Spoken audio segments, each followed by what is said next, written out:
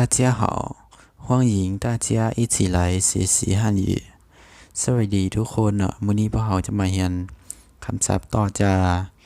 วิดีโอตัวที่แล้วเนาะคือคำศัพท์ตัวที่หนึ่งอ่านว่าเป๊จือ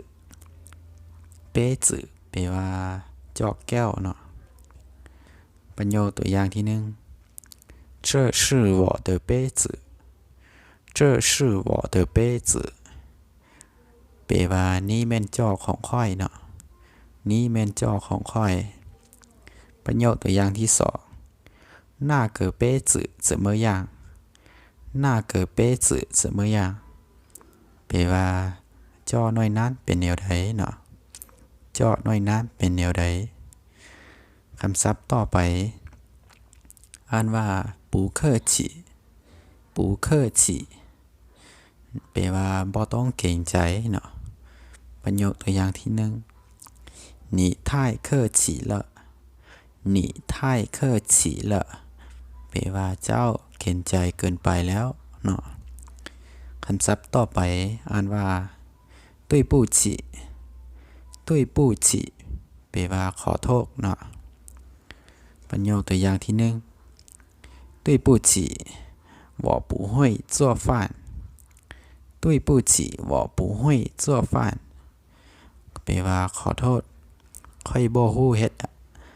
อาหารเนาะขอโทษค่อยบ่ฮู้เฮ็ดอาหาร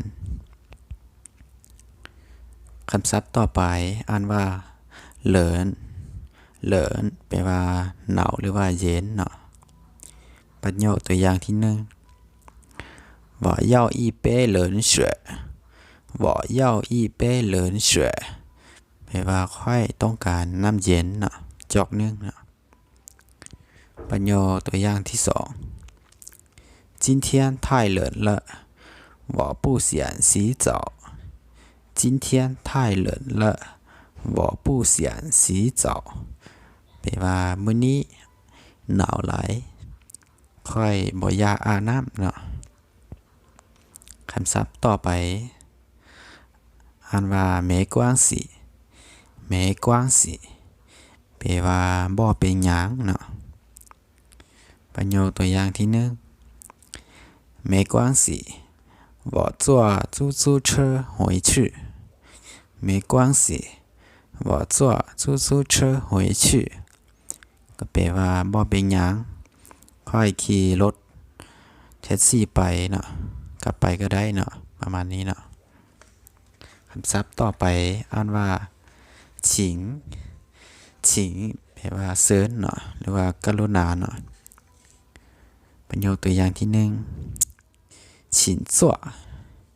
ฉินจั่วแปลว่าซึ่งนั่งเนาะประโยคตัวอย่างที่สอง请在这写你的名字请在这写你的名字แปลว่ากรุณาเขียนชื่อของเจ้าใส่นี้เนาะคำศัพท์ต่อไปอ่านว่าเร่อเร่อแปลว่าฮ้อนเนาะประโยคตัวอย่างที่หนึ่ง我喜欢喝热水我喜欢喝热水ก็แปลว่าค่อยมักกินน้ำร้อนเนาะประโยคตัวอย่างที่สอง今天天气很热今天天气很热แปลว่ามื้อนี้อากาศร้อนหลายเนาะมื้อนี้อากาศร้อนหลายคำศัพท์ต่อไปอ่านว่าเทียนชี่เทียนชี่แปลว่าอากาศเนาะประโยคตัวอย่างที่หนึ่ง明天天气怎么样明天天气怎么样แปลว่ามื้ออื่นอากาศจะเป็นแนวใดเนาะมื้ออื่นอากาศจะเป็นแนวใดประโยคตัวอย่างที่สอง今天天气很好今天天气很好แปลว่ามื้อนี้อากาศดีหลายเนาะมื้อนี้อากาศดีหลายคำศัพท์ต่อไป下雨下雨แปลว่าฝนตกเนาะประโยคตัวอย่างที่หนึ่ง今天下雨了今今天下雨了แปลว่ามื้อนี้ฝนตกแล้วเนาะประโยคตัวอย่างที่2下雨了我们开车去学校下雨了我们开车去学校แปลว่าฝนตกแล้วพวกเราขับรถไปโรงเรียนเนาะคำศัพท์ต่อไปอ่านว่า谢谢谢谢แปลว่าขอบใจเนาะประโยคตัวอย่างที่1谢谢你来看我谢谢你来看我ก็แปลว่าขอบใจที่เจ้า